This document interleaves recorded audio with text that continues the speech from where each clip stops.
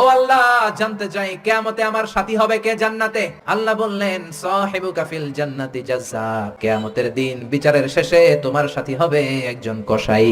আল্লাহরে বললেন, আল্লাহ কি আমল ওই কসাইয়ের, কেন কসাই যাবে? আল্লাহ বললেন, মুসা যাও যাও নিজের চোখে দেখে নাও কি আমল করেছে ওই কসাই। সাইয়েদনা মুসা কসাইয়ের দোকানে যেয়ে দেখলেন না, স্পেশাল কোনো আমল নাই, খালি গোশত কোপায়। সারাদিন গোশত কোপানোর পর বিকেল বেলা সুন্দর একটা গোশতের টুকরা প্যাকিং করে বাড়ির দিকে রওনা। সাইয়েদনা মুসা আলাইহিস সালাম পিছনে পিছনে রওনা। বাড়িতে যাওয়ার পরে সাইয়েদনা মুসা আলাইহিস সালাম তার দরে নক করতে শুরু করলো দরজায়। দরজা খোলার পরে ছদ্মবেশে সাইয়েদনা মুসা বলে, আমি একজন মুসাফির, আজকে রাতটা যদি আপনি থাকতে দেন বড্ড ভালো হয়। কসাই বলে, আহলান সাহালান মারহাবান, তো এবার আসেন মিয়া, বসেন, এই ঘরে বসেন, পাশের ঘরে আমার একটু কাজ আছে। পাশের ঘরে কসাই ঢুকে মাচা থেকে একটা বৃদ্ধা মহিলাকে নামিয়ে নিজ হাতে গোসল করিয়ে টাওয়াল দিয়ে হাত পা মুছে দিয়ে নিজ হাতে গরুর গোশত রান্না করে নিজ হাতে রুটি বানিয়ে ওই মহিলার মুখের মধ্যে রুটি আর গোশত তুলে দিতে লাগলেন। বৃদ্ধা মহিলা রুটি খেতে খেতে চোখের পানি ছাড়ে আর মুচকি মুচকি হাসে। খাওয়ার পরে মহিলা দুই হাত তুলে আল্লাহর কাছে দোয়া করে। মহিলারে খাওয়ানোর পরে বাটির মধ্যে রুটি আর গোশত এনে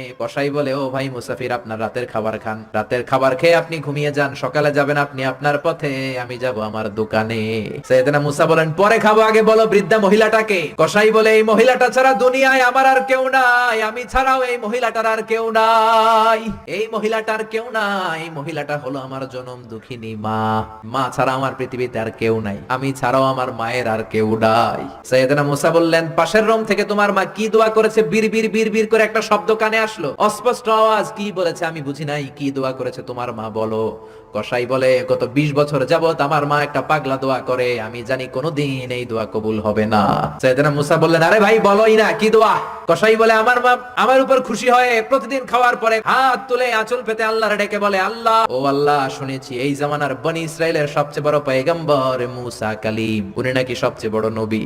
আমার ছেলের খেদমতে আমি এত খুশি, আমার ছেলের উপরে এত সন্তুষ্ট, আমি আমার ছেলের জন্য দোয়া করলাম, এই জামানার বড় পয়গম্বর মুসা যখন কিয়ামতের দিন বিচার শেষে জান্নাতে যাবে, আমার কসাই ছেলেরে তুমি ওই নবী মুসার সাথে জান্নাতে ঢুকাইয়া দিবা।